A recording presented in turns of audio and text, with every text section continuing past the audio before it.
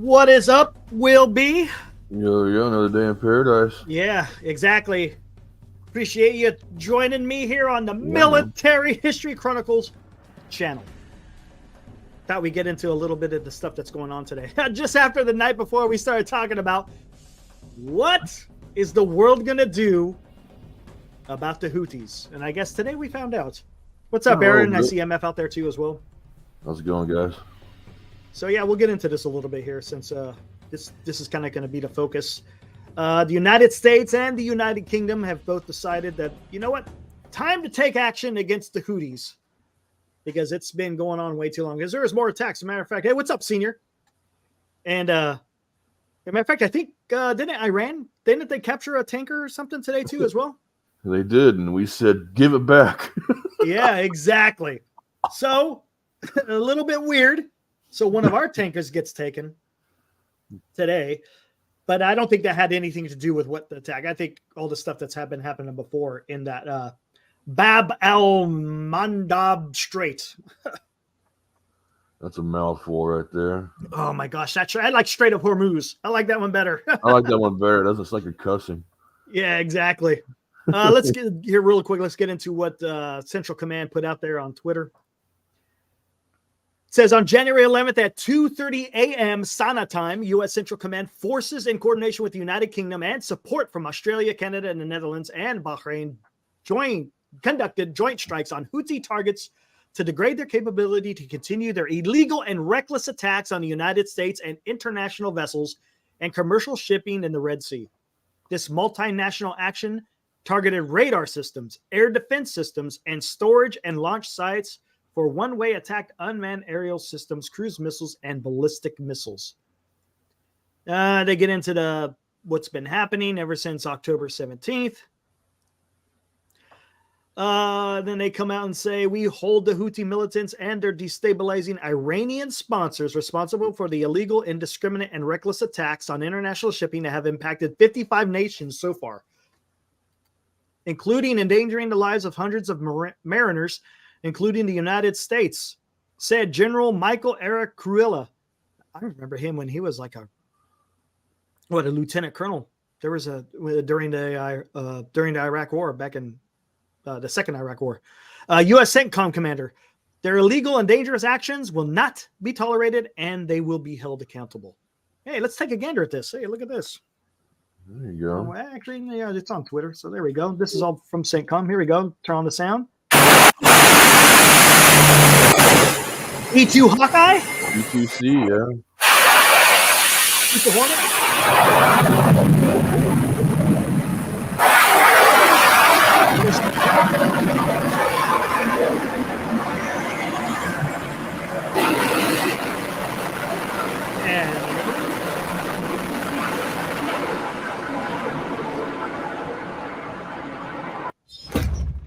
There we go. Cool. Little bit. I love watching when planes taking off with bombs and coming back empty. That's always kind of cool. Yeah, it is. Always kind of cool. Let's see what else we got out there here. So that's the summarize what is going on. Let's see. Ooh, look at this. No, not that one. There is some images out there of. Oh, where the heck did I do? Oh, come on! I got to go to Defender.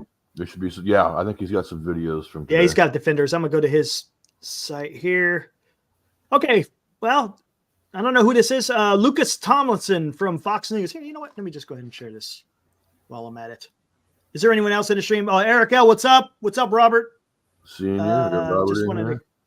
Just wanted to give shout outs to the guys who are in here. Let's share the screen again. This guy's from Fox News that he's retweeting. CENTCOM 60 targets hit Yemen tonight at 16 locations, including command and control nodes, munitions depots, launching systems, production facilities, air defense radar used by Iranian-backed Houthis.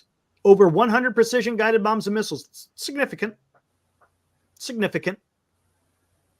Let's see. According to Navy, over 15 F-18 Super Hornets, multi-role fighters launched from the Ike, participated in tonight's air operation against the Houthi terrorists. Let's see. They used also Tomahawks from, guess what? The USS Florida. Remember that show I did about the Ohio class submarine? Yep. Now we know what was on board of that submarine. It was the Tomahawks, not the submarine launched ballistic missiles. The air-to-ground missile 88s, those are the they attack radar stations, wipe them out. All right, cool. And there's the footage. We saw that footage. Oh, I love the burners going. Nice. I'm thinking that this guy, I'm trying to look at the picture real close. I think he's got a couple of, I bet you this is a refueler. Yeah, don't they take off first? I think they're the first ones to take off. Yeah, they would be the first ones to take off. And then, you know, when everyone gets formed up, they'll top them off, do whatever they got to do and go. Yeah, and they come back around, yeah. Let's see. There was some more in here. Where are we at? What the hell was that frog picture? Oh, super copium. Oh, yeah. Oh, yeah. Okay, yeah. I get that. Copium. Statement by the... No, okay. Oh, there we go. It's like that whatever. I'm not getting into that. Oh, yeah. Here we go. Some UK typhoons taken off from Cyprus. 4 of them participated.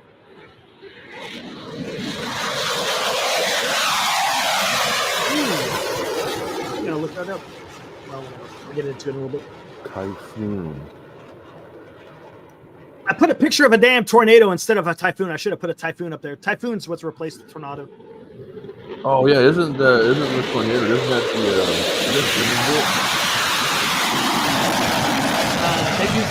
The tornadoes were used a lot during the First World War.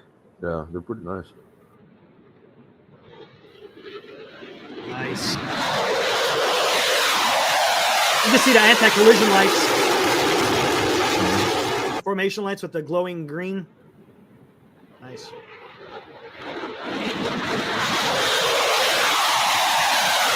Port and starboard. Nice. Port is red, starboard's green. Here we go. Yep. But those little strips, those are not anti-collision. Those are formation lights. Mm-hmm. So it makes the outline of them. Well, I want to see something real quick. Paveway laden. I think I know what that is.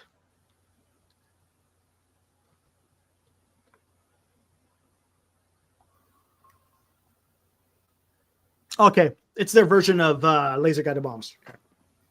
Oh, okay. If that's the case, I wonder if they had guys on the ground over there. Because usually you got to have someone, unless the aircraft has a laser designator on it. You know, usually there's guys on the ground that are lasing to target. Well, they have 60. If they attack 60 sites at 16 different locations, somebody was on the ground. Oh yeah, here we go. Let's Somebody's check this out. on the ground. Check this out. Got some explosions. Port of Hodeida or Hodeida. Hodeida. Yeah, I tried spelling that. And okay, there's that one. There was another one at the airport that was pretty. There's the. Oh, here, this one. Here we go. Here we go. Boom, boom, boom, boom.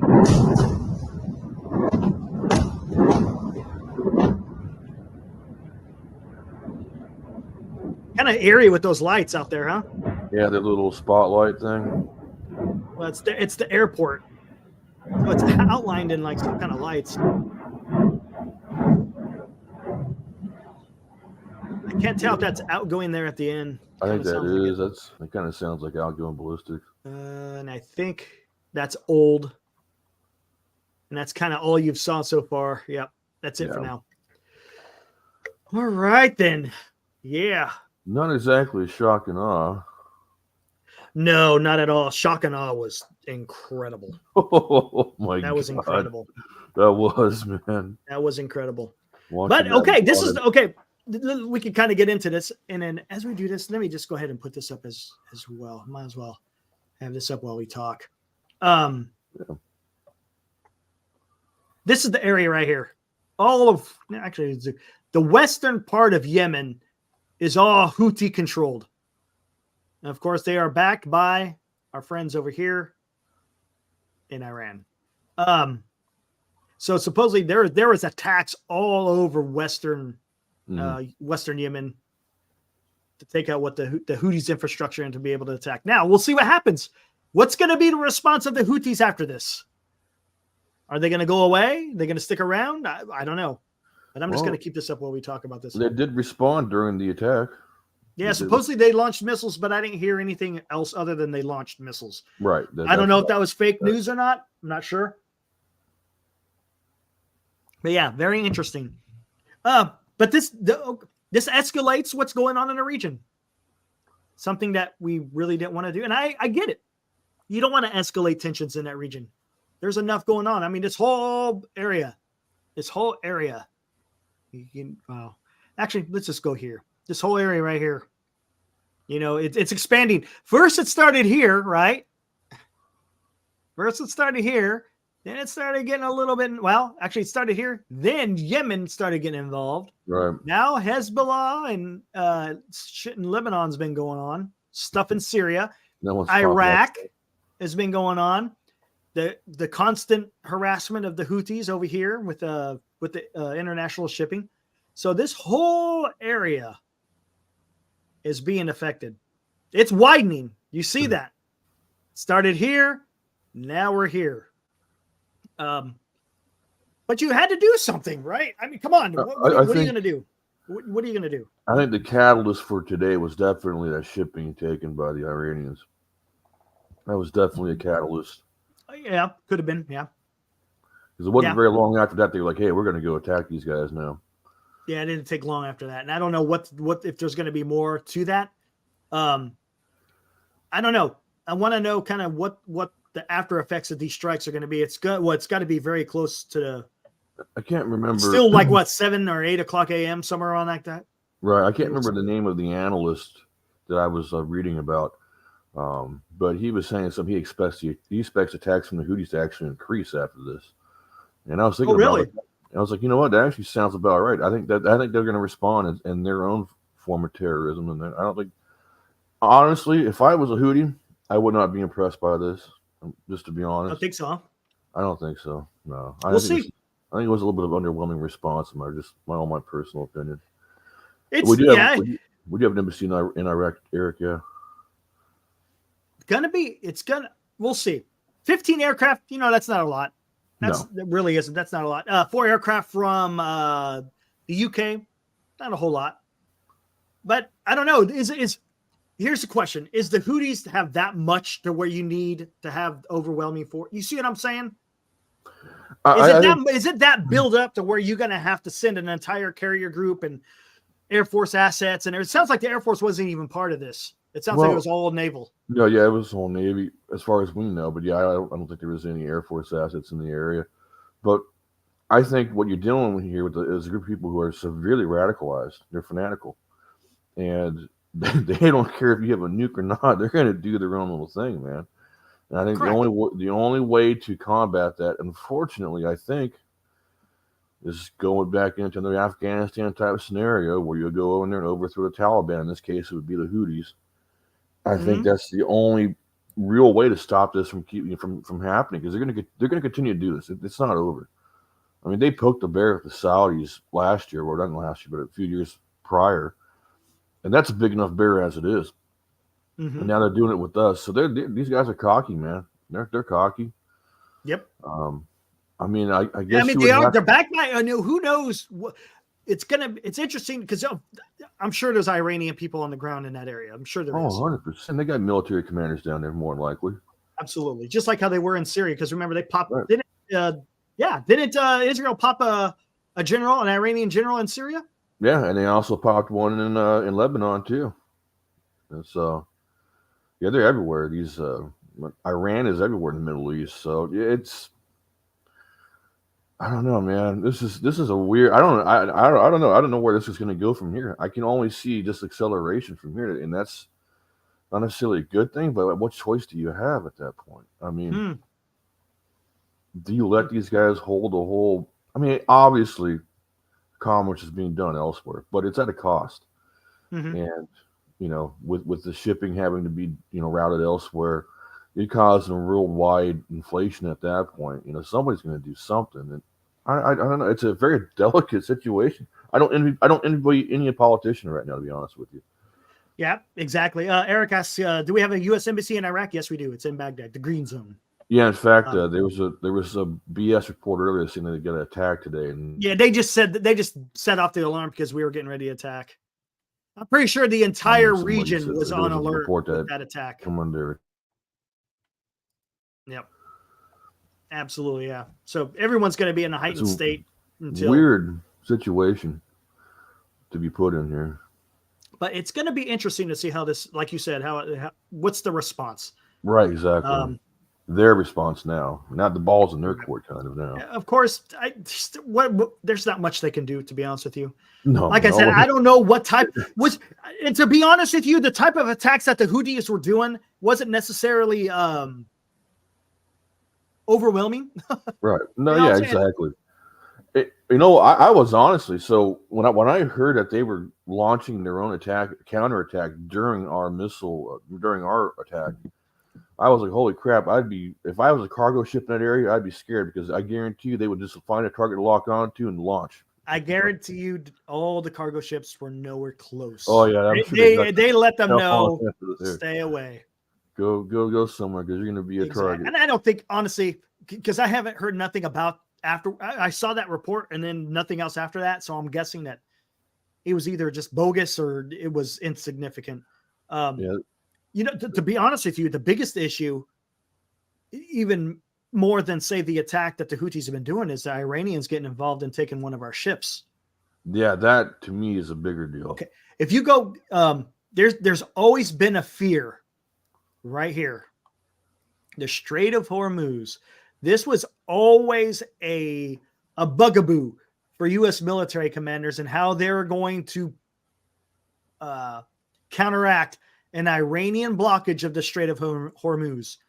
Because now, guess what you're affecting? Oil. Take a guess exactly. Now you're affecting. You went from affecting tennis shoes and what have you, to oil. Exactly. Now you're affecting oil that's coming out of where? Saudi Arabia, Kuwait, Iraq, and then, Iran, because they're going to blockade it. United Arab Emirates, Qatar, Bahrain, you name it. So this is a little bit more of a sticky situation.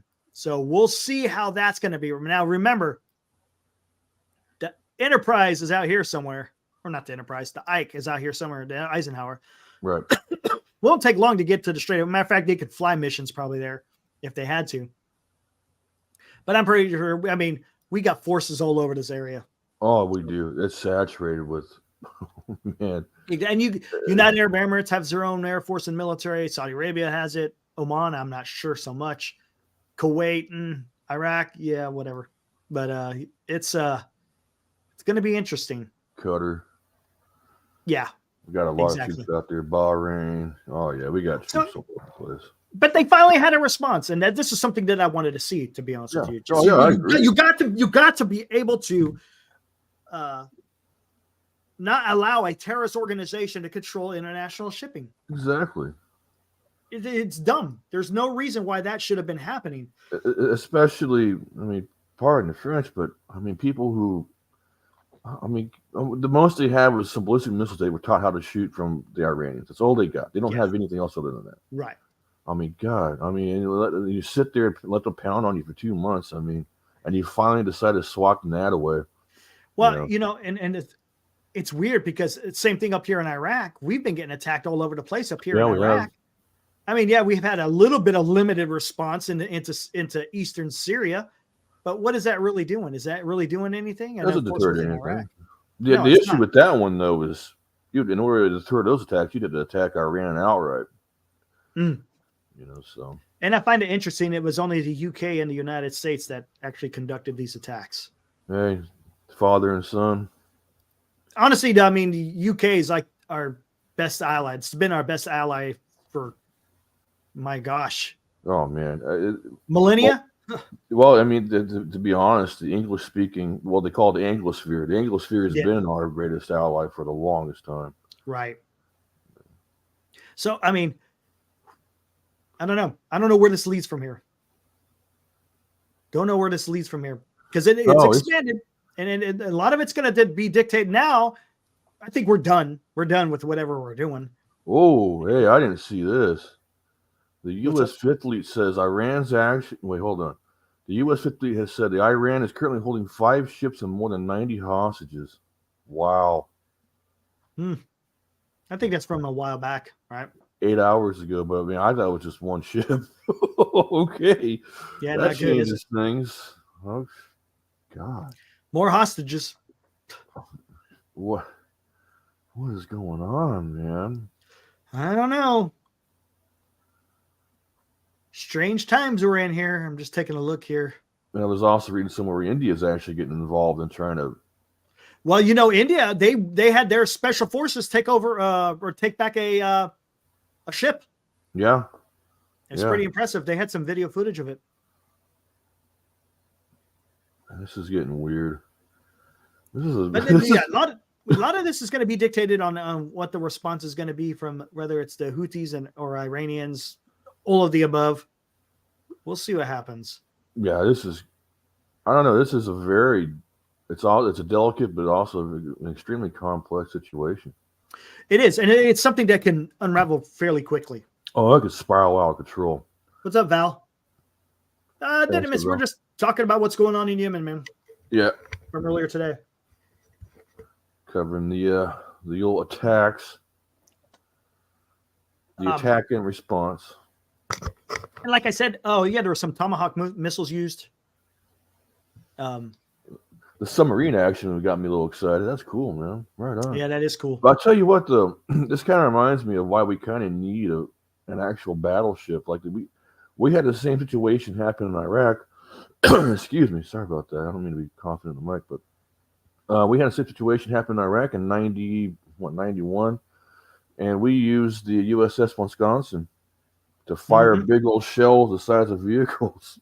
Yeah, the size of VW bugs. Yep, they're huge. Yeah, that's a deterrent right there. You got one of those things popping off at you all night long. Yeah, I mean, you're not going to rest well as a terrorist.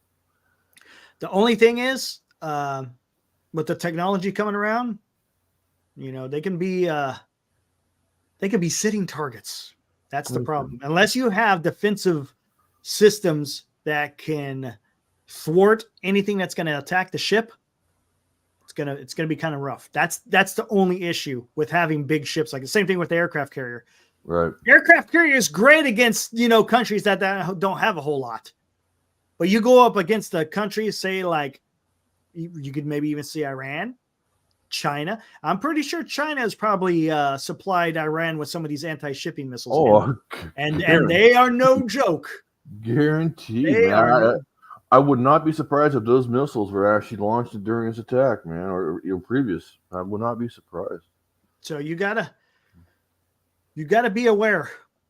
I mean, the technology, you got to take advantage of the technology that's out there right now. And sometimes the old ways of doing things, will put you more in jeopardy. You just got to make sure you're ahead of it. That's what you got to be. That's what you're supposed to do if you're a world power. You got to be ahead of these things. Don't be archaic. I'm looking at the influence map here. Obviously, the West is controlled by the Houthis. Then you have out in the central and the east, you have different tribes out there. I can almost guarantee we probably got some special forces on the ground over there. Oh yeah, I'm probably sure we do. You got to remember, it wasn't that long ago. I think it was 2019. The Houthis launched attacks into Saudi Arabia. I think even Iran. Didn't any stuff come from Iran? Sure. Or was it just all from Yemen? But definitely they wouldn't have. Oh, I think something come from Iran too. You're right. Yeah, they did attack. They attacked the oil. They attacked the oil pipeline. Yeah, the oil fields. And that wasn't that long ago, which is. And I think, see, the thing is, let me get this right. Saudi Arabia, they're primarily Shia, right? Yes. No, so is Iran. So there's a, what do you call it? But the weird part about that, within the Shiite, there's many more too. But within those, they had their own different sects as well. So it's just like. But usually the Shias stick together and the Sunnis stick together. Yeah. Which is what made Saddam. That's why Saddam ruled Iraq the way he did. Yep. F-22 Raptor bet. Yes, it is. I've seen that thing fly around Oh, dude, in my that own thing is. backyard, man. Here we go. Okay, let me find here. Gotta Matter of fact, I go find some footage. just saw it in here. Hold Go on. find some footage. Oh, where the hell did I just see it? I was at the when was this? About I don't know, maybe 10 years ago. I was at the Cordova Gun Club. Mm-hmm. You know where that's at? That's right there on Sunrise Boulevard and not Rocky Ridge. God, what was that street called? Starts with an R. But anyways, I was out there and they had the Mather Air Show going on, so I was shooting guns and watching the air show at the same time. It was pretty cool. The F-22 was out there. It was awesome. Nice. Here, I'm gonna find. There is a video. Where did I see it when I was looking at my news here? Oh yeah, that's the other thing. The Houthis claim to shoot down an F-22. Like, no, bro. No, they did not. You didn't shoot down anything. They did not shoot down no F-22. You probably shot down your own little hunk of junk. Where the hell is it? I'll find it. Here we go.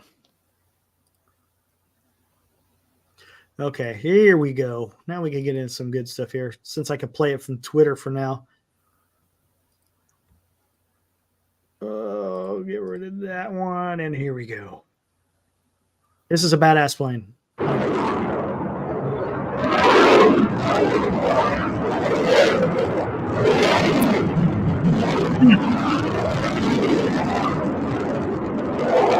Look at those horizontal stabs working. Yep. Dude, that's what you could do with vector propulsion right there. Otherwise, you'd be screwed. Yeah. And having a supercomputer, commanding everything. Oh, man. Oh. That helps. That helps a lot. It's a badass plane. It's funny because I talked to a flight surgeon when I was at Geilenkirchen when I was stationed in Germany. And he talked about he had a friend who was an F-22 pilot, and he was at Red Flag in Nellis for a exercise. Mm-hmm. And he was able to target a B-52 while he was taxiing out. That's how far the radar went out. Oh, wow. So he was taxiing out still at Nellis and was able to lock on and target a damn B-52, which is incredible. That's gnarly. Yeah, that's the Raptor. Correct. You got the F-22 Raptor and you got the F-35 Lightning number 2. Fantastic aircraft. They're something else. Did you get a chance to fly any of them? I got real close to flying an F-16. So close. I was TDY to Canada for 2 weeks for Maple Flag, and I got that close. But the plane broke down, so it pushed everyone out. So all the crew chiefs, of course, they got their rides first, but I came close. But I've flown in C-17, C-5s, KC-10s, KC-135s, all the big stuff. The in-flight refueling is badass. Watching that from the window, whew, that is something else, man. I always like the 130 flights. In those little crappy cargo net seats. Oh, vibrating the hell out of you. There is nothing pleasant about it. No, there isn't, man. It's awful. Nothing. But yeah, man. Let's see. Supposedly there was none of those that participated in this attack. Whether or not that's legit or not, don't know. Yeah. I would assume this is probably just a purely naval operation. It makes the most sense. That's what it sounded like. Do I sound like Darth Vader, man? Because I a little bit. Sounds a little bit deep. Yeah. I took a nap a few hours ago, and I woke up choking on acid reflux. Oh, God. That'll do it. Oh, man. Now I feel like I smoked a whole pack of cigarettes. That will do it. Awful. Anyways. Let's see what we got here. I'm just looking to see if there's anything new. I'm not seeing. Hey, what's up, Matthew? Oh, is Matthew in here? Hey, what's up, Matt? Thanks for joining, man. Appreciate it. We condemn the blatant American-British aggression against Yemen, says Lebanese. Well, these nuts, says I. You've been aggressing us for freaking God. Whatever, man.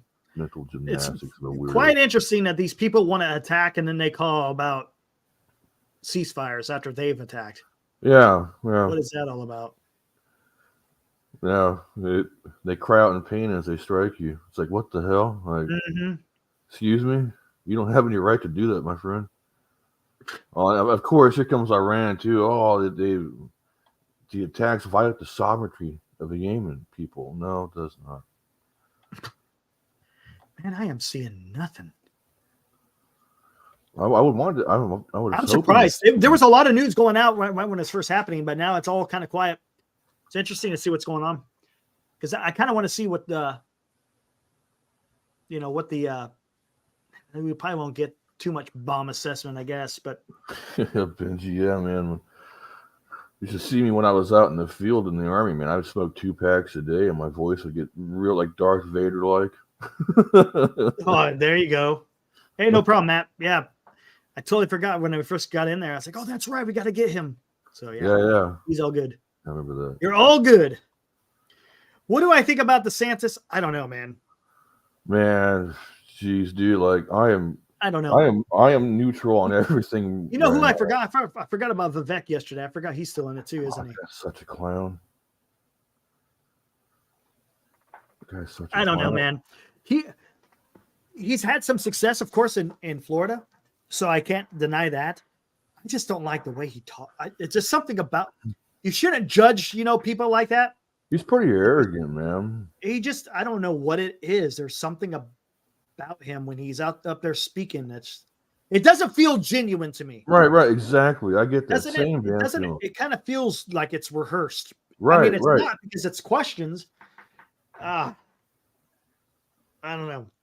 So the Houthi are only in Yemen. Yeah, they're only in Yemen, the western part of Yemen. Mm-hmm. And Iran was not hit. Not this time. No. No, it's not the same. It's not the Vivek from the Kings. No, it's a different Vivek. Oh, yeah. I didn't realize there was that many Viveks. I guess it's a popular name, huh? Aaron, brings up a good question. Will 2024 election be centered around foreign policy? I don't think it'll be centered, but it's going to be a big part because look what's going on. Look what's happened. This is going to be this election. I think will be foreign policy centric, for the simple fact of what's going on. In 2020, it was more domestic, but with what's going on in the world, I think you're going to see foreign policy. You're definitely going to see a lot of that. Oh yeah. Oh yeah, most definitely. Inflation, actually, inflation's kind of getting under control. Don't get me wrong; cost of living or prices are still pretty damn high, but inflation is actually coming down, and we haven't hit a recession supposedly. Well, whatever they say. That's what I'm hearing from different economists. They throw the goalposts out on that one all the damn time. Like this, yeah, I mean, if you've had inflation like this going on 3 years now, that's well, you got to also think about we're in California, so it's way different than it is in the rest of the day. Yeah, we get hammered the most. We're getting hammered. So for people here living in California, we're really feeling the brunt. It really doesn't matter if inflation has come down. The prices here in California are just through the damn roof, and a lot of that is because of the state governance. Right. Yeah, we get tax for everything. Hell, you live in San Francisco, you get a sugar tax. I mean, it's everything. They're going to put fart meters on someone's asses here pretty soon. That's what's. Oh, they probably will. Hey, we're going to detect how much CO we're going to tax you. Yeah, that's kind of what it feels like is going to happen. You're killing the earth, man. So, I think, I think that's where, honestly, I think Nikki Haley kind of trumps DeSantis in the whole foreign policy type of thing. Mm-hmm. Domestically, I think DeSantis probably has an edge, but you got to talk about the 800-pound gorilla in the room, and that's Donald Trump, because he's probably going to be the nominee. Yeah, and honestly, probably the best one to win if you're voting that side. To be honest, best choice. But real quick, I'm not impressed with. I'm not either, man. This is I have never felt so blah about an election cycle than right now. And that's kind of scary, to be honest with you. Right. It's kind of scary. Like because you should care about an election cycle. But this year, it's like, what is there to care about? I mean, Dan's meter would be going off the hook. I know what he's talking about. I'm neither am I'm I, just bitch. not impressed by anyone. There's nobody that impresses. Dude, yeah, exactly. Nobody that's impressive out there. It's just it's like, where do we find these people? I mean, you have to be Good kind of a question. psychopath to run in the first place, really. But, I mean, well, we lost. We did lose another helicopter today off of San Diego, oh, unfortunately. was there another one? Another helicopter crash. Another Seahawk. Oh, wow. Yeah. I don't know what's going on in our military. Why we keep having these crashes. Still don't know what happened to Hillary Clinton's email. Oh, they got deleted. There you go. That's right. Yeah. They were deleted. If you don't know what happened, they were deleted. I remember all that stuff. I mean, you still have people that did it. It came out, what, 2018 or something like that. All those leaks. And you had people going out there and saying, well, they don't exist. Why are you staring at them? Like, what are you talking about? Like, how do you lie, find in your heart to lie like that? I don't know. I'm just not an evil person, I guess. I don't think like that. Let's see what we got here. Exactly. Why did they delete them? Yeah, what are they covering up? Come on. Come on, man. Come on. Just all I'm asking, think about it. Just think about it. Why would you want to delete emails? Oh, yeah. Why would a government official want to delete emails? Enough said. There you go. We will continue to target Israeli ships. Well, MFers, you have not been targeting Israeli ships. You've been targeting. So is every ship to them an Israeli ship now to these Houthis? Yeah, is that what that's what they say. That's what they're saying, pretty much. Yeah. That's everybody. God, man, what a twisted mindset to have. So you hate a group of people that much. Everything's an Israeli thing to you. Jesus, can you imagine? Never mind. I don't want to imagine being one of those fruitcakes. Let's see what we got here. Just looking. Elon Musk, yeah, but he can't. It says Haley says weird things.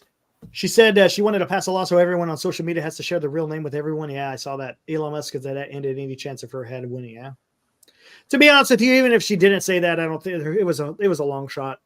To be honest with you, Elon Musk cannot run for president even if he wanted to. Right. Wasn't born in the United States. He's an African American. Or a installation that would be off.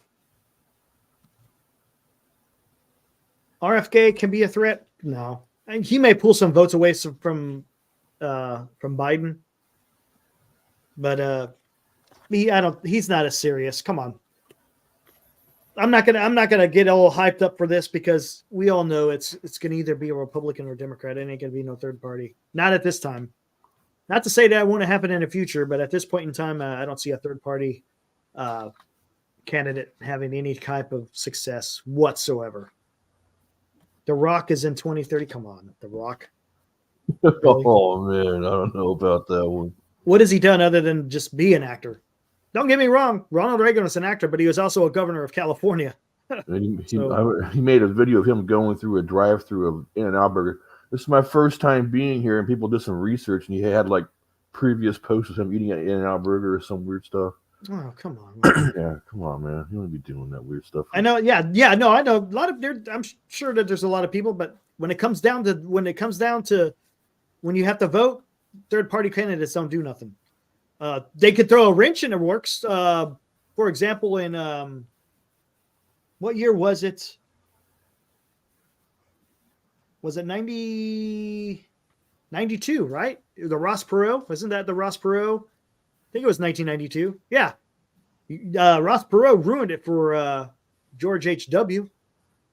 If it wasn't for Ross Perot, Bush would have got his second. Oh, that's right. Yeah. His second term. So that's how Clinton got in.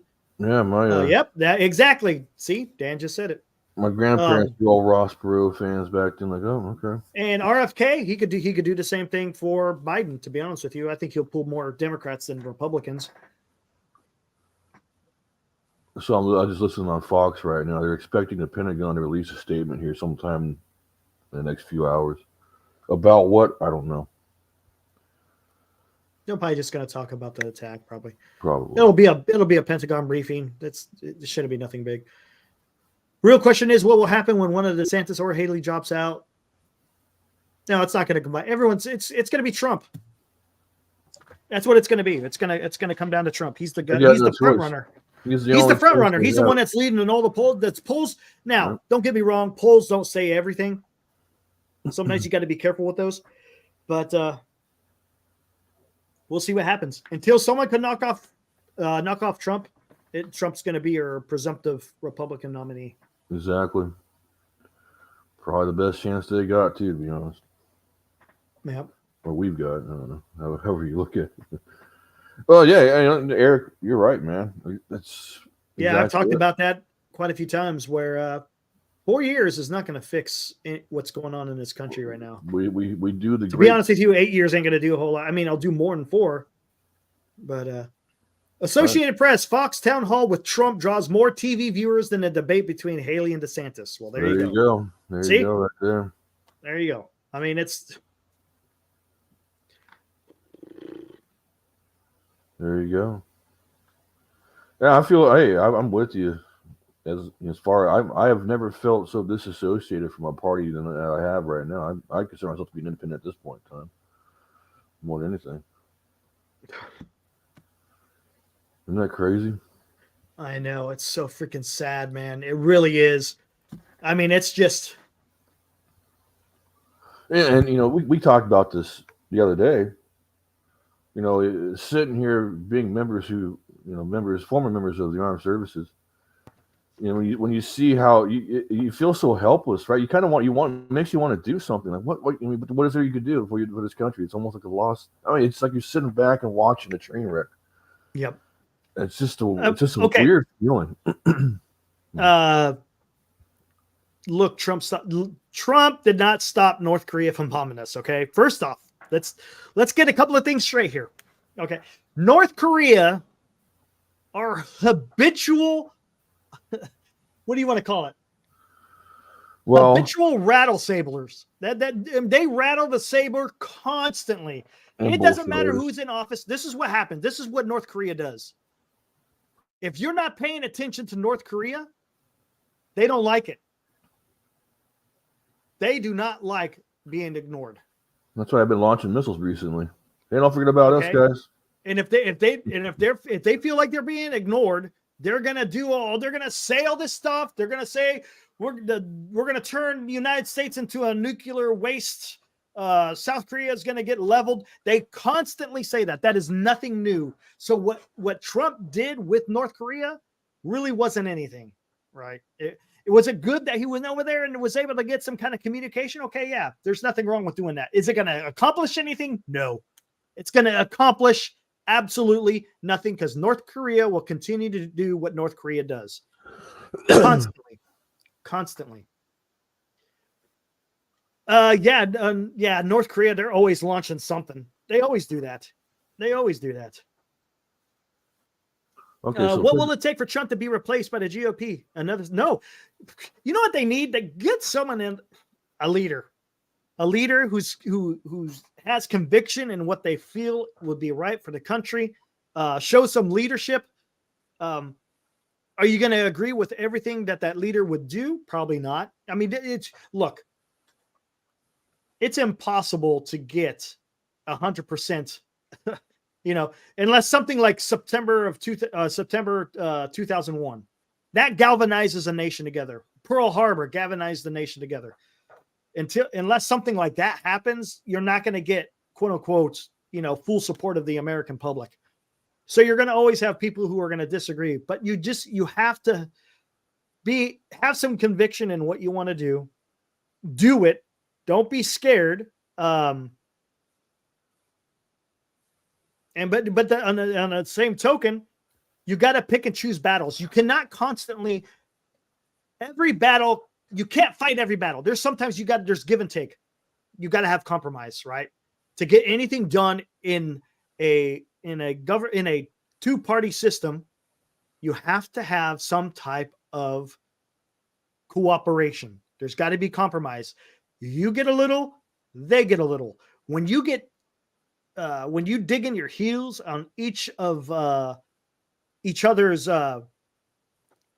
ideology, it's going to be difficult. Now, there are certain issues, that you kind of have to hold firm on. The protection of the country, for one thing. What else? The defense of the country. That cannot be jeopardized. But other things, you should be able to work on. And if you're unable to do that, you're going to have a difficult time. You cannot, honestly, it sounds great to go in there and say, we're going to drain the swamp. The swamp, it's going to be drained. We can't. How many times do you hear that? And guess what? The swamp is still there. And you know what? It ain't going away. It isn't going away. The bureaucracy that infiltrates Washington, D.C. will not go away. It's going to take, honestly, the only way that it can go away to a certain extent, in one retrospect, is term limits. You get term limits, and then you got, your senators can't be there for an eternity. Same thing with congressmen. You can't be there for an eternity. So that could help. But you still got that bureaucracy that is underneath that or just below that. The congressional staffers, the government workers that work for whether it's whatever Department of Defense, Department of Interior, Department of State. There is a lot of stuff that's in there where they have built, quote unquote, a kingdom. And it's tough to get through that stuff. It really is. Look, you've even got corruption within the FBI, CIA, ATF. Where do you begin? IRS.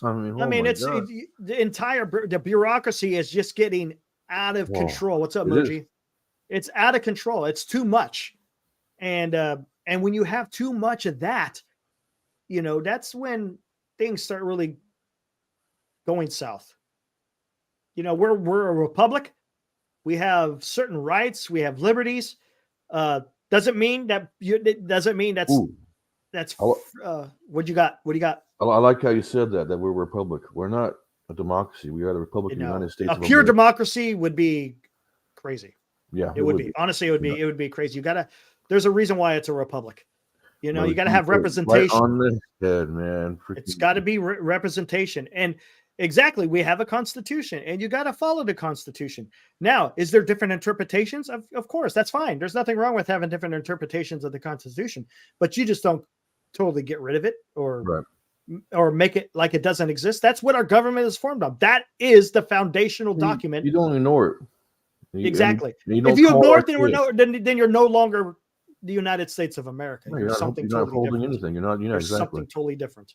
So it's a lobbyist. Yeah, absolutely. They run the show as well. But, that's kind of from the, again, history of the country. I mean, that's kind of always, money talks. That's the way it is. That's the way the world is.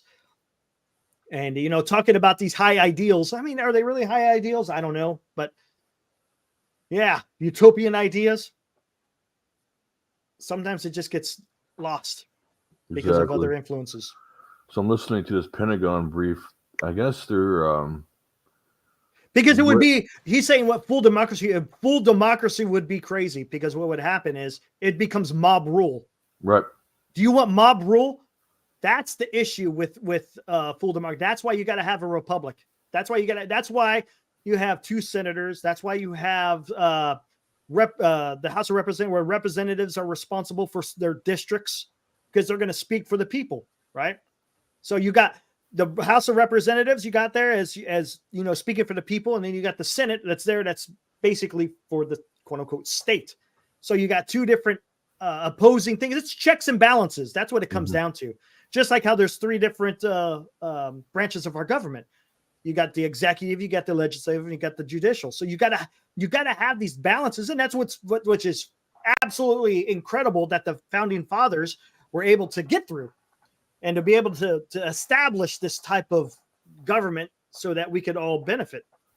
So you got to be really careful in allowing mob rule, because you could see when mob rule takes over, it could get nuts. It could take a mind of its own, and it doesn't make it for the better either. But I don't know. It's good. I don't know what it's going to take, to be honest with you. One of the biggest things that, if I could suggest anything, is when you're reading the news, you got to kind of take it. I don't want to say a grain of salt, But you just got to be careful, because a lot of the stuff that's being written out there, are they really speaking for the majority, or is it? And that could give you a false impression, because you constantly hear this, whether it's on the news, on social media, whether it's whatever it may be, in movies. Just because you're seeing it doesn't mean that it's quote unquote mainstream, or that it is the predominant thought of what's going on in society, because it isn't. Hey, I'm at 100. There you go. Let me check it out. Hunsky. Look at that, 101. Holy crap. I appreciate it, guys. Hunsky in 1. All right, thanks. Hell yeah. So I'm talking Here to about. my coastal state. Yeah, both coasts would Yep. run the country. 100%. Yep. Good point, Matt. Thank you. Where the hell was I going? Oh, yeah, talking about careful what you read. One of the most important things, thanks, Senior, and I think Senior can acknowledge this. One of the most important rights that we have in this country, okay, the First Amendment covers a lot of them, right? Your freedom of religion, your freedom of speech, your freedom of assembly. One of the most important things is journalism, all right? And journalism cannot be taken lightly. It can't be. You got to, you could almost say that journalism should be based similar to what universities and higher education should be, all right? Soon as you walk, like for example, in a university, soon as you walk into the lecture hall, all your political leanings and thoughts should be checked. Your personal, when you're going in there and you're going to, and if you're say for history and you're talking about certain political events, yeah, you could sit there and talk about it. That's fine. There's no problem with that.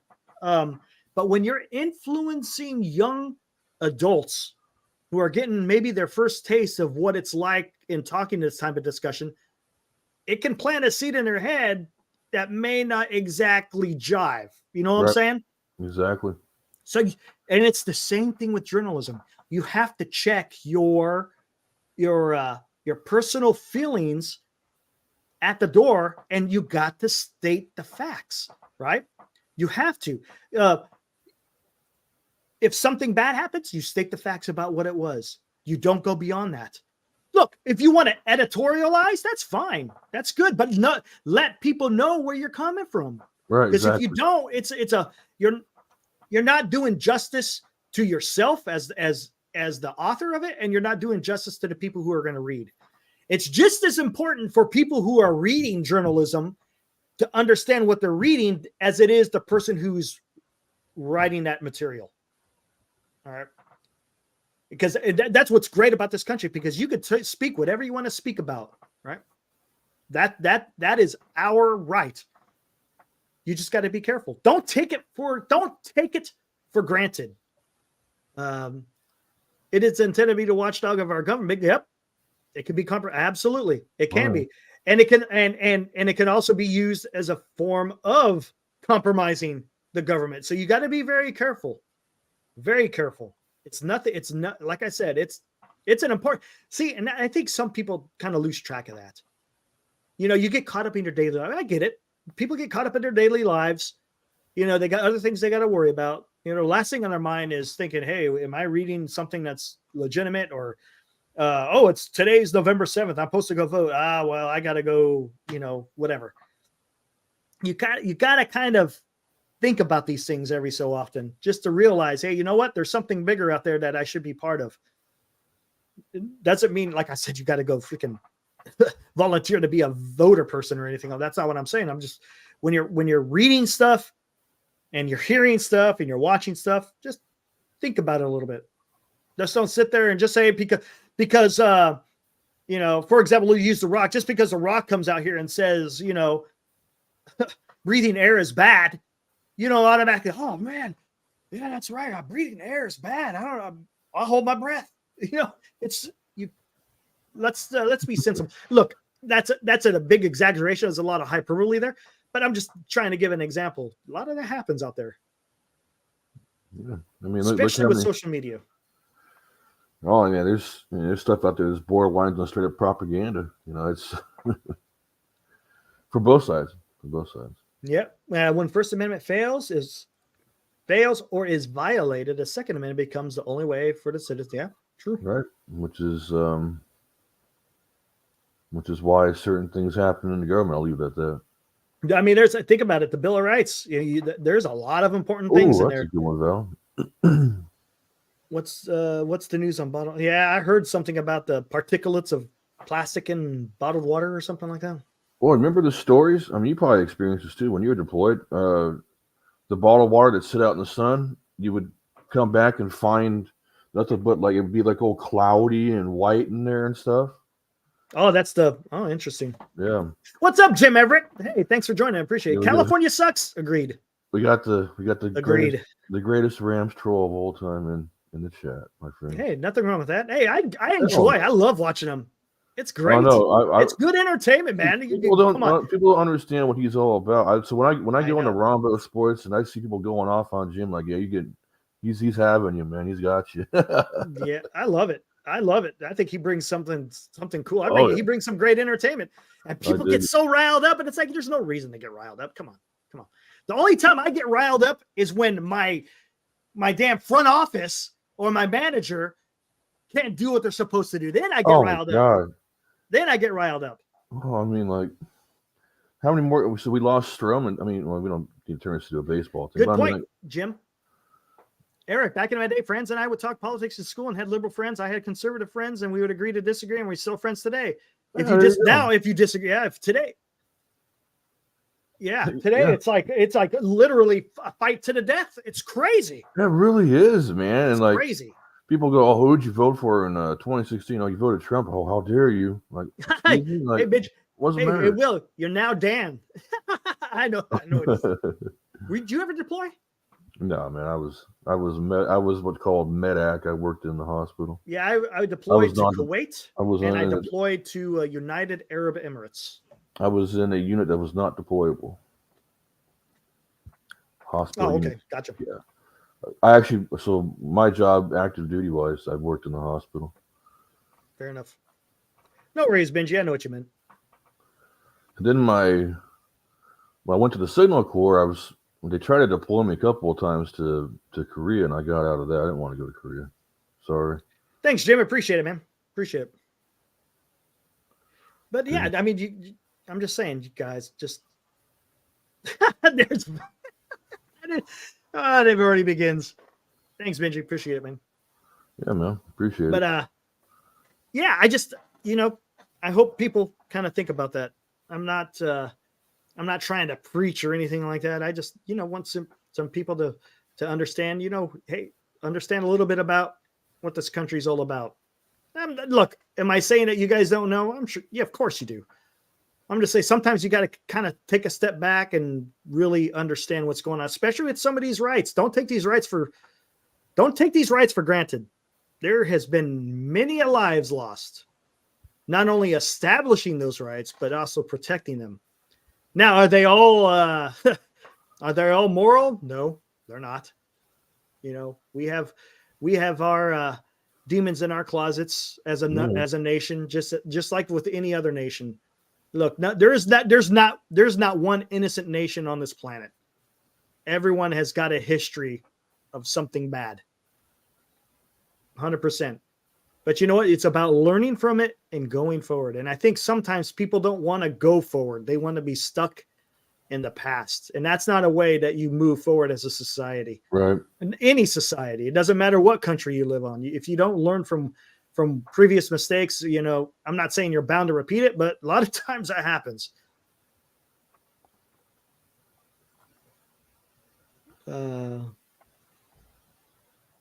What is my EDC? I think no, I'm not active duty right now. I'm retired. I retired back in 2014, did 21 years.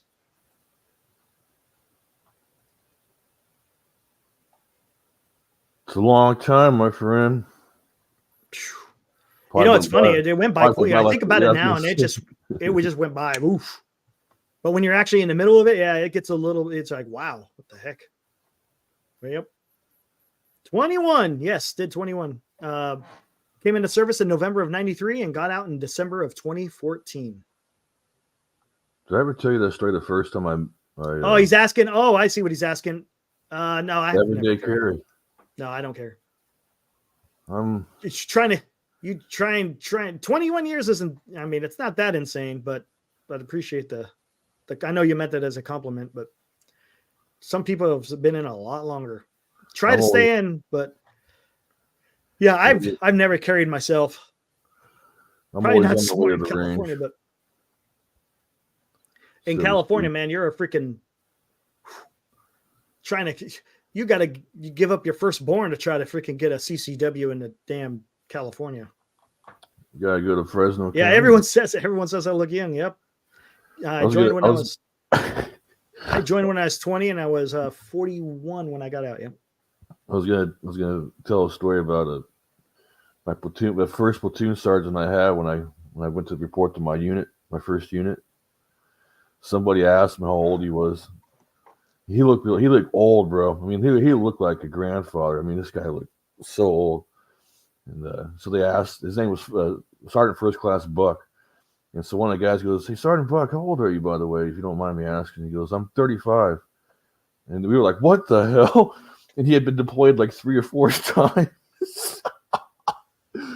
Golly. Aged him, man. Freaking aged him. Combat medic on the line 3 times. Ooh, buddy.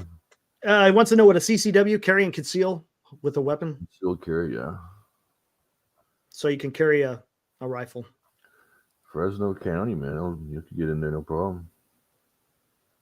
Oh, man. I remember my basic training. Sergeant. Oh, God. What was his damn last name? Oxford. Sergeant Oxford. He was from Tennessee. Oh, man. You know how when you march, people bounce? They're not supposed to bounce. Oh, yeah. They get the bounce. Supposed to be heel toe. And everybody gets their ass kicked for it. Yeah. Yeah. And so everyone, our formation would be bouncing. It's like, stop your bouncing. You're bouncing like a turd in a punch bowl. Stop your bouncing. That was great, man. I thought it was it's the same platoon sergeant. So we were in processing to our unit. And so he goes, he's going down the road. He goes, "Specialist Cohen." And he goes, "What's your first name?" And so he goes, "Well, I'm Jeremy, Sergeant." And then he goes, the Specialist Cohen goes, "What's your first name, Sergeant?" And he looks up at him. He goes real slow like this. He goes, "Sergeant fucking First Class." Oh, man, that's great. Yeah. No first names. Come on now. No first names, man. No first names. What's up, Val? Oh, no, Dan. Yeah. I can run a mile in 6. That's pretty good, Val or Jim. That is spectacular. That's impressive. That's very impressive. If you can run a mile in 6 minutes, that's impressive. My best time was around that, actually. Yeah, 7-minute miles decent, but back in the day, man. And then when someone be nervous, he's like, "Son, you about as look as nervous as a dog trying to shit a peach seed." It's like, man, where does he come up with this stuff? Oh, man. Yeah, no Fargon tonight. I think Fargon is resting comfortably. Our drill sergeants, man, they said some very non-PC things. I don't think I get away with saying. Yeah, exactly. Jim Jerkle, it seems like politicians, all they care about is a vote and the power of office. Yes. That brings it. The only thing they care about is a vote or yes. Correct. That's why I say term limits. Go in there, do your duty as a public servant. What's best for the country, or if you're a House of Representatives, what's best not only for the country but for your the area that you represent, and then you go on your merry way and do whatever you want to do after public service. But when you become part of the furniture, I have an issue. Little side topic.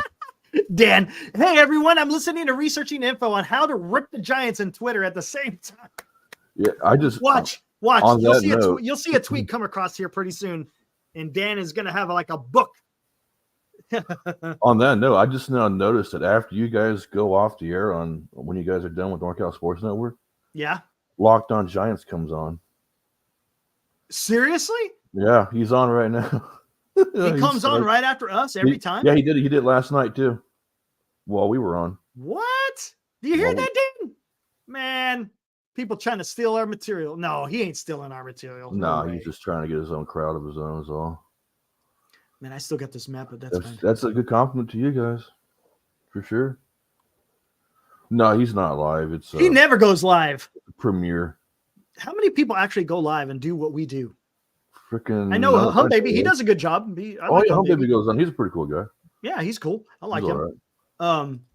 But other than him and then us, who's doing live? Giants? Well, there was certainly nobody that was crazy enough to do every post game. Yeah, I know, man. Woo! I don't know how we did that. I don't know how we're going to do it this year, but we are. We'll do it. You got to stomach this one. This will be an epic season of failure. You got to do it. There's Giants fans out there that want to be heard. Especially Barry Kruger. Yeah, I don't think he didn't do all the post games. Like he only did a few last year. No, he didn't do every post game. We did it. I don't think we missed one. Did we? I don't think we missed one.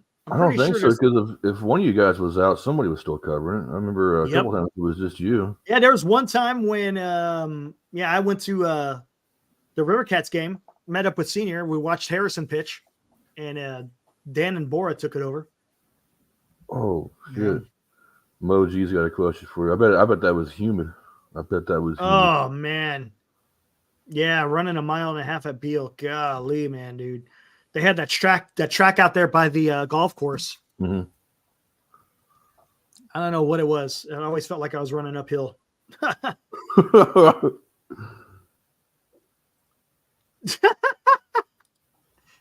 He comes on at night by request for people having a difficult time sleeping. He helps them fall asleep quickly. I'll tell you what, the running in Oklahoma and in Texas was awful. The wind. And I feel like I was running through like pea soup, it was so humid, man. It's like, what the? Yeah, it was very humid up there. And in the wintertime, it was cold as F, man. I mean, I never been so cold in my life. Winters are cold. The winters are cold. Freaking Oklahoma, bro. Jesus. Oh, hey, Jim. We talked about it. Matter of fact, if you go back, we did a September 11th dedicated show. We kind of talked about that. Yeah. That was cool hearing. Yeah, it was pretty crazy, man. You were in when that happened. Yeah, it was pretty crazy. I was unfortunately, I wasn't at an ACC, Bay Air Combat Command or anything like that. I was at a Air Education and Training Command. I was an instructor at the time, and but it was still pretty damn crazy because people didn't know what the hell was going on. That was the biggest thing, just the confusion of what exactly was happening. Yeah, it was nuts. I went home and told my dad I wanted to join the Army. He goes, "What? You crazy?" So you better go to college for a lot of people. But you know what? That galvanized the nation. A lot of people joined after that. Yeah, a lot of people. Yeah, they did. The people coming in through our school was just going through the roof shortly thereafter. A few months after. I mean, it was getting nuts. There was times of the year where the amount of students coming through our school wasn't as much because enrollment or enlistments were down. But during that time, it got pretty nuts. We had a lot of people come through the school at that time. Yeah, when I went through, when I joined the Army, I joined during the surge. Our training units were huge, man. Our company. So for when I went to combat medic school, our company had 440 students. Ooh. That's the size of a battalion, almost actually a brigade, and that's only just one company. They were churning out so many soldiers that time to go fight in Afghanistan and Iraq, and that's nuts. They used to give us that speech. They would go, 70% of you, as soon as you graduate, you will be deployed to Iraq or Afghanistan.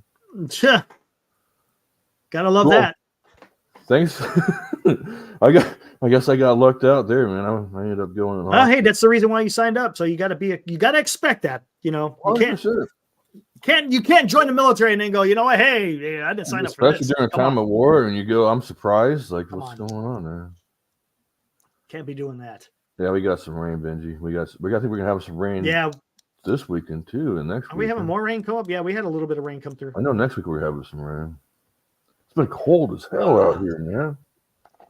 I am seeing nothing more on No, I don't really see nothing What's either. going? It's kind of died I down a was little bit.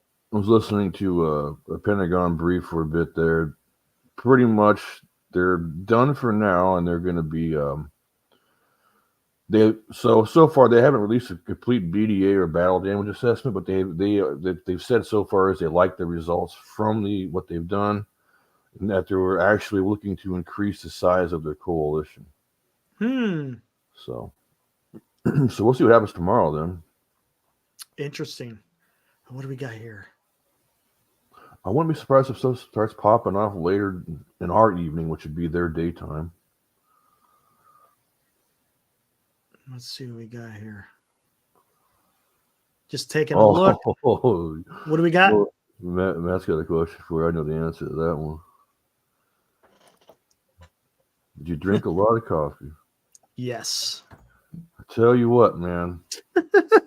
We had coffee Yes. B words. We had the coffee gophers. Oh, yeah. Yep. Yes. That is correct. That's the one answer. Yes. All of the coffee, man. Locked on Giants dead dude is on something. I unsubscribed. He's got some wild takes here and there once. I'm like, what are you talking about, bro? Makes no sense, does it? Some of them are just like, what are you? All right. I don't know how you got your media credentials, but cool.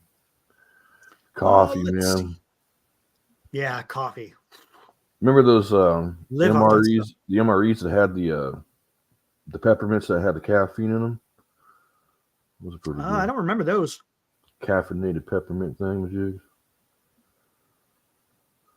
Oh my god, dude, Mo! I think I told dude. There was one time. Yeah, actually, I told the channel. Dude. I had friends that go like, yeah, we're on our way to be deployed to the Red Sea. I'm like, what? Excuse me? Well, what are you doing? Don't put that out on Facebook. Excuse me. I don't care how cool you think you are. That's not a good look. OPSEC. What the hell happened to OPSEC? Nobody cares no more. Everybody wants to be some kind of big bad G.I. Joe in front of everybody. That's what it is, because that's the one problem I have with social media, because now you got to have people out there that want to act like they're a hero. And it's like, come on, just do your job. Don't fucking be saying that stuff. And that really annoys me. Reminds me of that South Park episode with that weird veteran. Thank me for my service. Thank you for my service. Thank you for my service. It's like, come on, man. You know. I don't like that. I don't like that at all, man. That's some BS.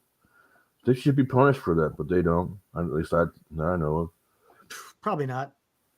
Operational freaking security. How many meetings do you have a year about OPSEC alone? How many briefings do you have on OPSEC alone? Oh my god! And then you go ahead and do that. It's a yearly ancillary training. Right, you have to sign off on it. Ancillary training. Hate it. I can't even say it. Ancillary. Yeah, there it is. Ancillary. You got your cyber awareness. Don't forget your cyber awareness. Cyber war. Law of armed conflict. InfoSec. OPSEC.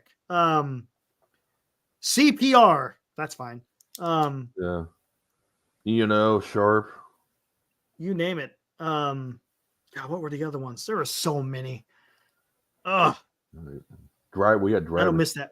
I don't miss that one. I don't know if there's any charges for stolen valor anymore. I think they actually. I think there is. I think there is. I think it depends on the state. I think there is stuff out there for stolen valor. Yeah, that stolen valor stuff is no bueno, man. I do not like that when people are out there trying to act like they're some kind of freaking hero. Yeah, I won the Bronze Silver Star at Macho Grande in 1997. You know what's crazy? There's a movie out there. Not really stolen valor, but it's kind of on that same line. So, did you ever see that documentary on the lady who said she was part of the attack on September 11th in one of the buildings? Come to find out, it was an entire lie. Oh yeah. Oh, it was crazy. It was a good documentary. Yeah, she led this whole group of people. She led a group of people who survived. Yeah, like a support group. It's crazy. Saying that, she was going to get married and all this stuff. Yeah, people think they're Rambo. Yep. Oh, so I got a great story about that. Hold on. Yeah, go ahead. Okay, here we go. First Blood, Rambo, or Rambo 3. Which one? Ooh, First Blood for me. First Blood. Have to go First Blood. First Blood. Everything else is kind of like okay. First Blood. Rambo was okay, but no, First Blood. First Blood. Love that film. Hell, I might have to watch that again tonight. I love military movies, bro. You know what? Artillery, to a certain extent, the thing that it needs to be updated is the rounds, but they're doing that. The weapon system that deploys artillery. I mean, do you really? I mean, it's a field gun. So I know a little bit about artillery. You really right? For field artillery, the only thing I could say is maybe it's mobility, but maybe that's it. So we use the round is what should be advanced. Yeah, but those rounds are the advanced rounds are $100,000 a piece. Yeah, Excalibur rounds. Yeah. But no, the 777 that we use for our howitzer, that thing's amazing. Hand loaded. I'm telling you, when you have, what is that? Like a battery? Hell, what is that? When you got, because I know in World War II, you have your company artillery, you have your battalion artillery, you have divisional artillery. When you get all those online, oof. Yeah, so the way it works is anything outside of artillery is called a company, and if you're artillery, it's called a battery. Correct. Got it. And I think there's 4 guns per. Battery. Hold on a second. Is it 3? No, I thought it was 3. Or is it 4? No, it's 4 guns per battery. Each gun is a platoon. Okay. Gotcha. But yeah, when you get a whole bunch of them, you get like I said, divisional and what is it, brigade? I think don't they have their individual artillery, if I'm not mistaken? I don't know if they've done away with that. I know they did. No, they'll have artillery assigned to them. Yeah. See, so it's when you got all those guns firing at one time and hitting a target, you better hope to God you're. They could launch those 155 shells, over 20 miles, 24 miles, something like that. And I love it how they could do TOT. Oh, time over target. Oh my God, steel rain. Because what you could do is, I don't know because they can alternate the elevation on the gun. Mm-hmm. So depending on the range, when it's at a lower elevation, it's going to get there sooner. So what happens is the ones that are at the higher elevation, they shoot first. And then as they come down on elevation, they keep shooting it. So then all the rounds land on that same target at once. Yep. So instead, you know what I'm saying? So you got 4 guns where all the rounds are going to hit at the same time. It's crazy. Yeah, I remember, Fort Sill, where I went to, that was the home of the artillery. So all of our drill sergeants, everybody was artillery MOS. They would teach us about bracketing fire and stuff like that. It was a lot too. There's a lot more than just putting a shell on there and letting it rip. Counter battery fire. Counter battery. That's one thing we're really good at is counter battery fire. Yep. Oh, there's a comedian that lied about being in Tower. Oh yeah, there was. I can't remember the name of him. Wow, that sucks. He got exposed, I believe on Opie and Anthony or something like that. They lit that guy up, man. What a dumbass. Why would you lie? I mean, well, I know why. I mean, we all know why somebody would lie about that. For they want the attention. But I mean, it's mental illness, man. Yeah. Give me a break. Thanks, Benji. Appreciate it. Says, just want to say another great stream, fellas. Also appreciate you explaining the different acronyms for us layman. Able to follow through while you're all talking in terms of weaponry and stuff. Hey, glad to be of help. I'm not an expert on everything. I know a little bit. Same thing with Will. Yeah. But we try to do our best. If not, we could find the answer. Definitely. If I'm about to do an acronym, I try to remember to tell you guys what it is. Oh my God, acronyms, man. There's so many acronyms in the military, especially in the freaking Navy, where they got nav spec warfare, and then what's the other stuff? Oh, law. Like when they talk about comm sent pack fleet. Pack fleet. What the hell is that supposed to mean? What is that? Yeah, exactly. At least they got CENTCOM. Okay, that's easy. AFRICOM. Okay. AFRICOM, yeah, the old Eurocom. Okay. What? Oh, you know what? I was thinking about. What do you think would happen if we still had Mattis in charge of CENTCOM right now? How would he respond to you? But it doesn't matter. It's up to the president. Well, it's up to the president. I mean, like Yeah. how do you think he would? I don't know. That's a good question. He's not even on the radar anymore, is he? He's kind of. I think I don't think he's done retired. He's done. I thought. Yeah, he's just kind of out there now. I don't even know. Does he even? I don't even know, to be honest with you. H.R. McMaster's. I love listening to him talk. Man. Hey, did you see that video I sent you? That was Easting. Cool. Yeah, that's what he was famous for. Yeah. That's right. Yeah, you do. I don't know who you heard that from. If I try to use any damn nunchucks, I'd probably hit myself in the head. Yeah, I probably hit myself in the nuts. Oh, how about Bruce Lee? Now, see? You want to hear something wild, man? So I was walking along the basketball court this is like years ago. I was walking along a basketball court one day and I saw a basketball sitting on the ground. I picked up a rock and I threw it. The rock came back and hit me right in the damn neck, dude. Ooh. I was like, what the hell? Oh, that was the most random ass thing ever. Dumb stuff happens to me pretty frequently, it seems. Either there, I am the dummy. I think I am the dummy, actually. Look at Jim. Eric, expert Giants fan. Farhan sucks. Yeah, that's kind of what it comes down to. Farhan does suck. Kings basketball. What do you want to know about Kings basketball? We're doing all right. That was a weird Pistons game, though. That was kind of scary. What do we got here? It was a roller coaster.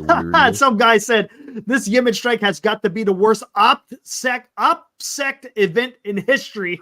It really was. Remember, I said that. Yeah, I said that to you. I go, this is the most telegraphed move I've ever seen in my entire life. So, did you guys? Let's talk on that. Moji, I should have thought about that when he was saying that. Everybody knew it was coming. Literally hours.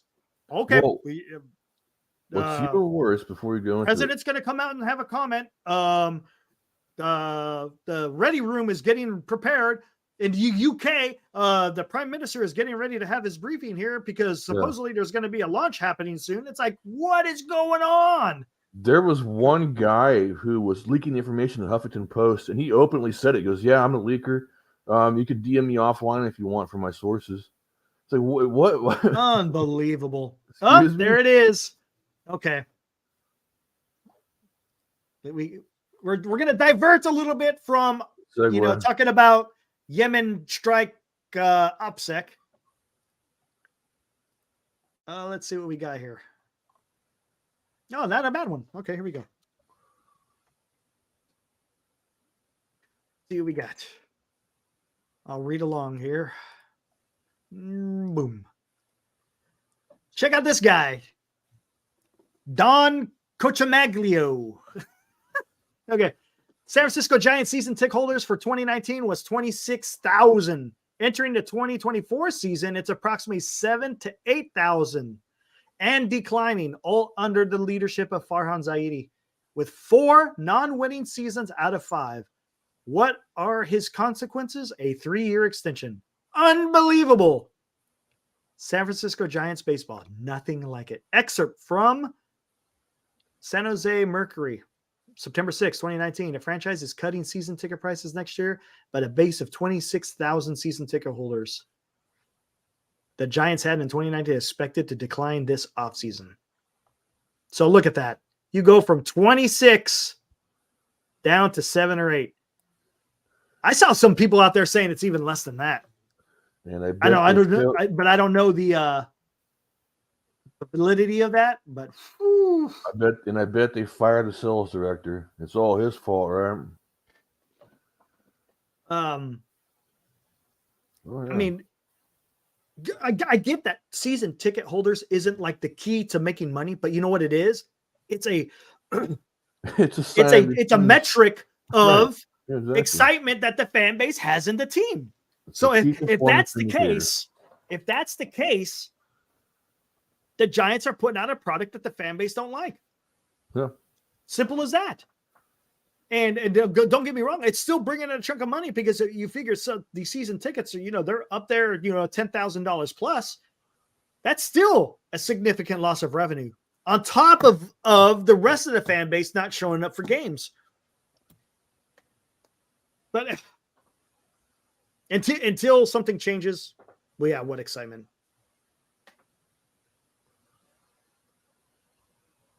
Do we have Bibles or chapels? Yeah, every Yeah, we base do. that I've been on has a chapel. We got some pretty cool churches on post for Yeah, every religion. Dan was being generous. Yep, couldn't find you exactly. Yeah, that's still you're still talking, nearly 20,000 less, nearly 20,000 less season ticket holders. If that's not a sign to leadership to saying that you are failing, I don't know what it is. I mean, I've seen those tickets at Costco too. They sell tickets at Costco. Yep. Not just Basically, Disneyland you tickets buy anymore. But you're buying a little card or something like that, and yeah. Yep.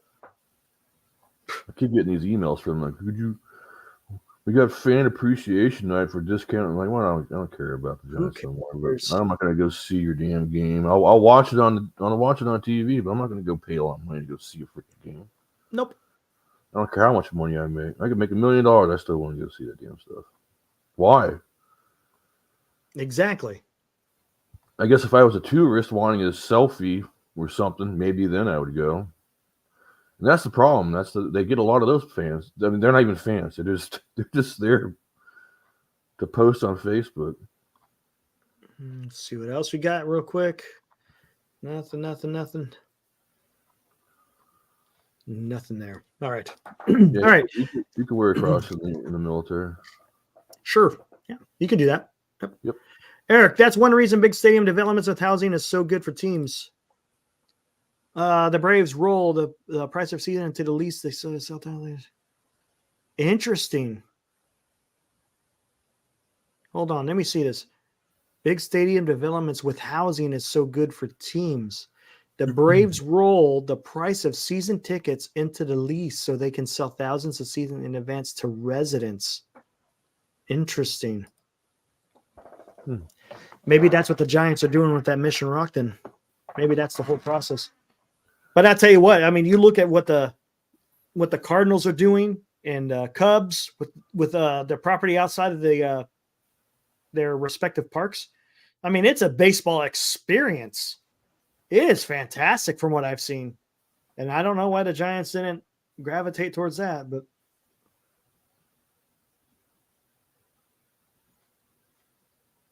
I don't know. That's a good question there. Super obsessed. Well, I don't know. That's something we could look into, see what season tickets were prior to the World Series runs. Oh yeah, good point. Probably pretty up there because you still have Barry Bonds in town, so I'm pretty sure that the season tickets are probably still up there. Braves have a nice pitching rotation. Yep. Let's see what we got. I'm looking at this Mission Rock thing. Yeah, I don't even like looking at it. It just pisses me off. It's because that's the reason why we're in the predicament we're in right now as a Giants fan. Yeah, the San Francisco real estate, that's what they should call them. Luis Arias, and the Marlins did not come to an agreement. I didn't notice that. Didn't notice that earlier.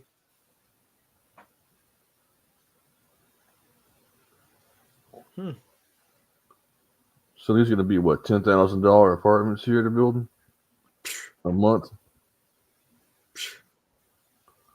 Who? Okay. Who's going to occupy that?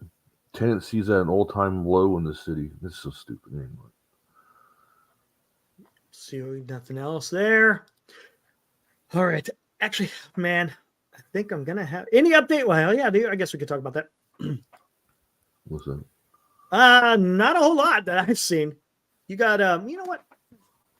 Actually, that's not going to show nothing because you're in the middle of winter, Jim, in over in Ukraine. So a lot of things don't happen during the winter. Usually, people, in camp, if you will, you're still going to see artillery strikes, and I'm pretty sure you'll see some armor wherever you can. But as far as massive moves made by each other's armies, no, not normally. Normally, the winter is the time to recuperate in camp, get ready for the spring offensive, and then go back at it again.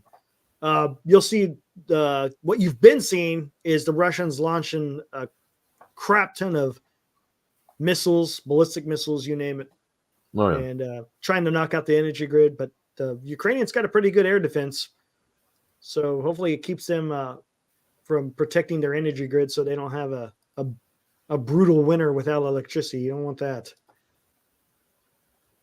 But other than that, there's not a whole lot going on.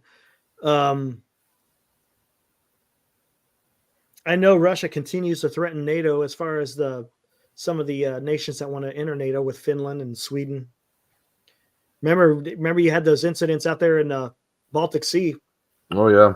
Ships messing with communication lines and was it gas lines too? Yeah, they did the gas line. Yeah. Yeah, I think there was an also again. I'm not talking about like in the beginning of the war between Ukraine and Russia.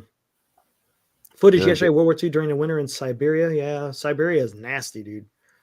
Huh. There's no way a war will ever happen over there. You guys want to see some crap? There's next time we do a show, I'll post a channel in there. But there's a channel that actually shows people living in Siberia. Some of these places are like negative 40 degrees, man, and it shows you how they go through their life. And it's like, oh, bro. Speaking of negative 40, did you hear what it's supposed to be in Kansas City? No. Negative 30. Are you for real? They said it's supposed to get, I think that's with wind chill. It's supposed to get negative 30. That's going to be nuts, man. That's going to be a rock. That ball is going to feel like getting smacked the whip on your hands. Super obsessed? No. If that happened, you're going to trigger a nuclear war. That's what wishful thinking, but yeah. No, and they're getting ready to have an election too, right? Yeah. Yes, Kansas City Chiefs. Yes. Taiwan's getting ready to have an election. Yep, Taiwan, Korea. Okay? Here, shit. I don't want to get into that. I'll make this a separate episode because this could really talk about, what do you think is going to happen in Taiwan here?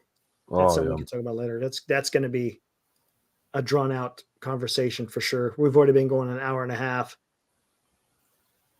Oh, that's absolutely. Yeah. Of course he wants USSR back together. Absolutely. It ain't going to happen though. It's a little bit different world. He flat out says he wants to do it too. Yeah, he wants to, but that's what he said. I don't think that's going to happen. No. And what's crazy is,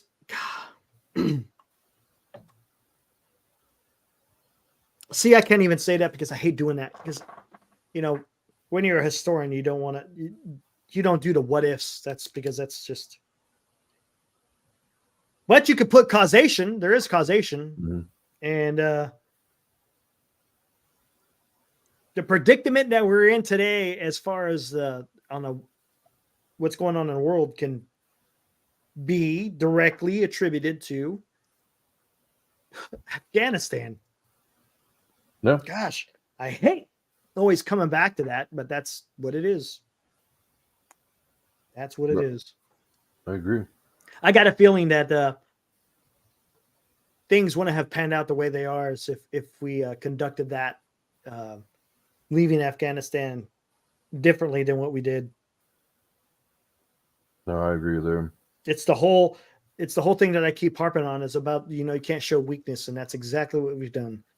And that left the door wide open. Wide open. It did. 100% it did.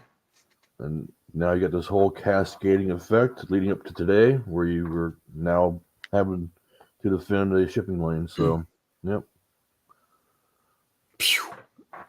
Crazy, man. No troops. We're completely out. Where's that? Oh, yeah. No, there's none in Afghanistan. It's ran by the Taliban again. Yep. They took it right back over. The same guys we kicked the hell out of. The same guys we were kicking their ass for 20 years are right back in it. We had them hiding in caves. Yep. And in Pakistan. Yeah, Pakistan, yeah. Why don't bleed over there? The Pashtun tribes are Afghanistan away to East Pakistan, so. Oh, damn. Oh. Oh, no. Okay, you got to see this. Do you remember that explosion that happened in Beirut? Yeah. Oh, yeah. That massive Remember that? thing. Yeah, that was Oh, wild, watch man. this. That, gosh, I need to bring that up because that is absolutely fantastic footage, but it's hard to bring it up because I don't know what you even do on this. Because remember, there was a fertilizer that was was it in a ship or a warehouse? It was a warehouse, It right? was a warehouse, and there was like fireworks next to it or something too. It was some weird combination. Yeah. Anyways, there was a fire that broke out and it hit those explosives, and they said it was like the size of a nuclear bomb. I don't know how big, but it was a nuclear bomb. But check this out. Make sure. Yeah. Oh, there we go. Here we go.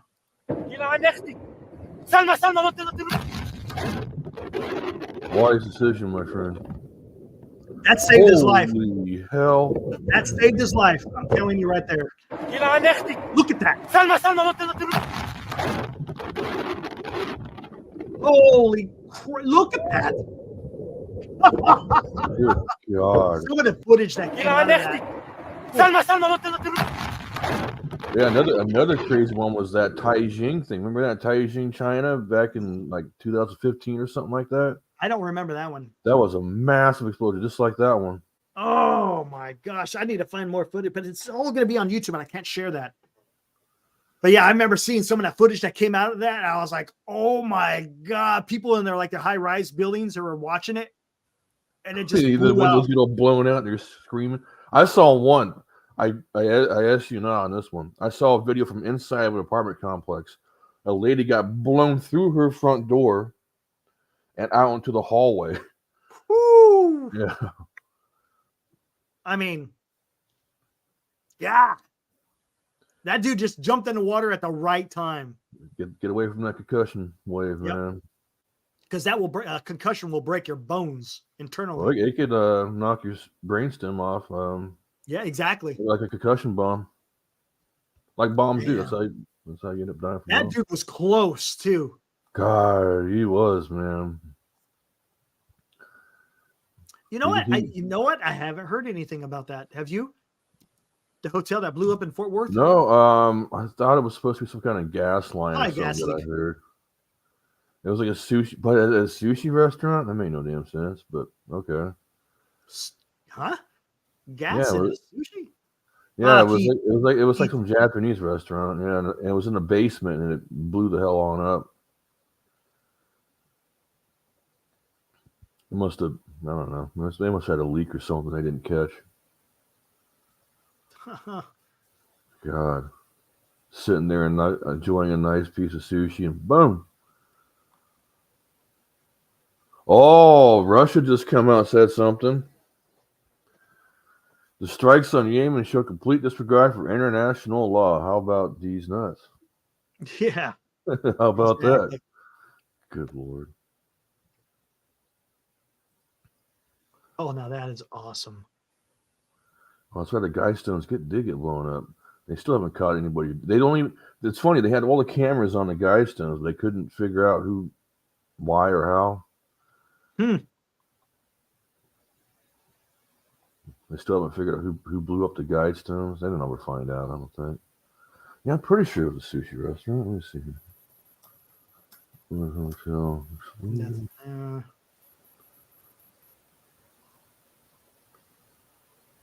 The Sandman Hotel. I'm not sure I want to stay at a place called Sandman. What do we got here? And nothing there. All right, cool.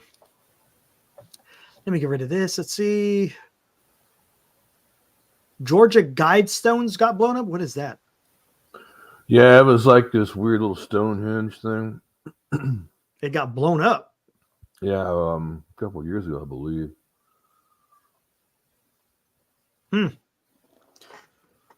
All right. These weird, some unknown rich dude put these guidestones out there that had like all these, the best way to govern the world kind of thing. It was weird stuff. Oh, I know what you're talking about. It was like put up in the 1980s or something. Right. Okay. I didn't know they got blown up. Wow. Yeah, somebody wiped them out. Someone's not happy, I guess, right? Oh yeah, so yeah, it was a Japanese restaurant, Musumi Restaurant. Giving us a bad name now. Still uniform. Yeah, I got uniforms up in the attic. Yeah, I got my dress uniform in my cousin's storage in Stockton. Outside of that, I don't really have much else, I don't think. Got my awards and stuff. Yeah, matter of fact, I got all those in the attic. All my retirement papers, all that stuff. Yeah. Yeah, I lost a lot of my stuff. The only thing I got hold on to is my DD Form 214. You always got to use that for something or other. Oh yeah, I've got a bunch of copies of that for sure. Matter of fact, mine is sitting not here. I thought I had it here. I had to do it for something. No, I got it somewhere else. Actually, I think I got it on my desktop here. Highest rank? Eric's got me beat. Mine was an E7, that's the pay grade, and the rank was Master Sergeant. No, that guy did not die from the bomb. He surfaced from the water, and you heard he was talking afterwards. You got lucky. Yeah, I was E6 staff sergeant. E6 staff. It was a little staff sergeant, man. All right, I think I'm ready to shut it down, man. Today was a busy day. Had a lot of stuff. Helped out Dan with this video earlier. Made a whole bunch of thumbnails. Made 3 different thumbnails today, and then did 2 shows. Not too bad. Yeah, man. Had to go on today though, with all that stuff going on. So yeah, it might even pop off more tomorrow. We'll see. We'll see. You never know. You never know. We'll see what the response is. We'll see if the response is from Iran. That's going to be. I don't think they'll do anything because they know that if they retaliate, they're going to be the next ones. I'm sure. Oh, maybe. Quick, isn't Staff Sergeant E5 in the Air Force? Yep. Staff Sergeant E5. Technical Sergeant is E6. Oh, okay. E4 is a senior airman. I was an E4 cadet senior airman when I was in ROTC. I was a shitbag. I didn't get any higher than that. There you go. Anyways. And then, if I'm not mistaken, I think every other branch in E4 is a NCO, right? Yeah, except for the Army. Oh, the Army's not either? Yeah, neither is the Air Force. Yeah. NCO is not until you hit E5. Right. You could be you could be corporal. Corporal is an NCO rank, so that would be E4, but oh yeah, see. Corporals, you don't really see too many of those outside of combat arms. You're not going to see them you're not going to see them in like a sustainment battalion or like logistics. Oh, interesting. Okay. You won't see them in medical fields either. There's no need for a corporal. That's interesting. Highest ranking that would be there used to be the 5-star generals back in the day. Not anymore.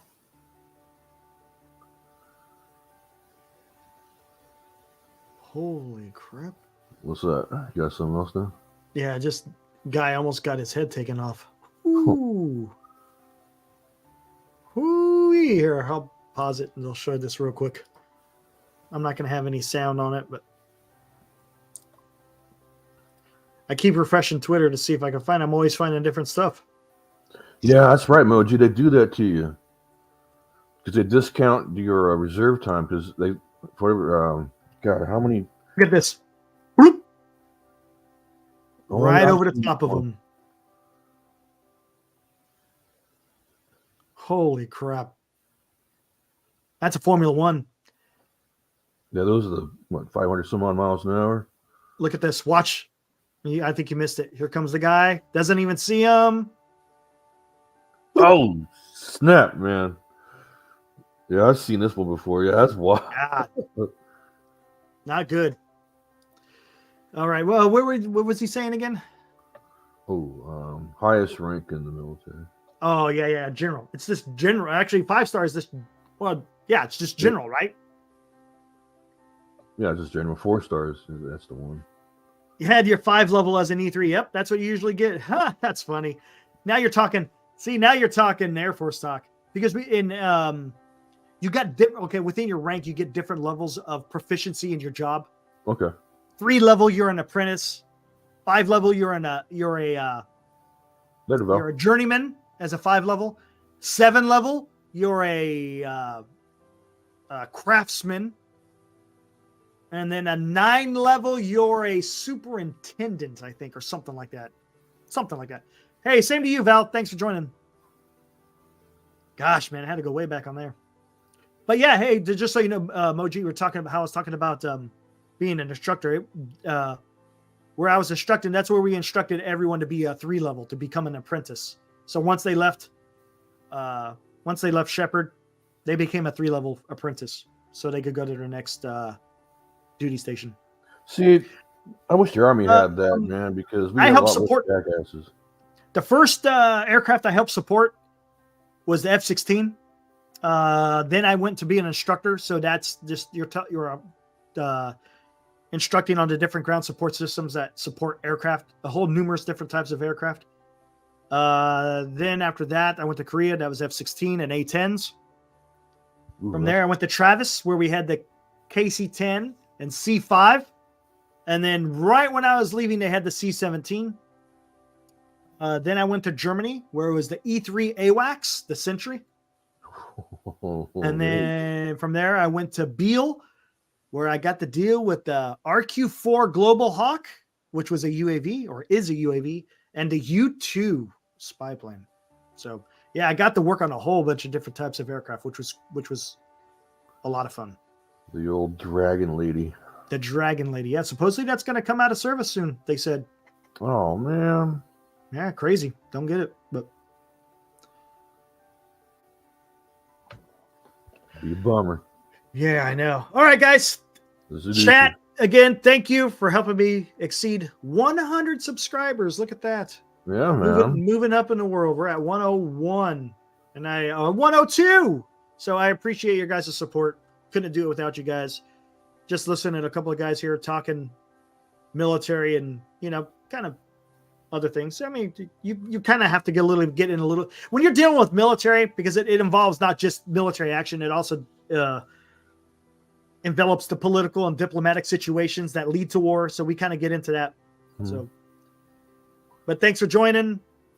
Thank you, Matt. Tomorrow is Friday. It is. And then we'll have another episode of NorCal Sports Network. Hopefully, the Giants do something, but stay tuned for that. 8:00 on the nose. Well, somewhat on the nose. Every day you can expect us at least to be on right around 8:00. But again, thanks, Will. Appreciate you joining. Yeah, man. I'm happy to be here. Yeah, we'll cover this significant event. It absolutely is. It's expanding the war in the Middle East.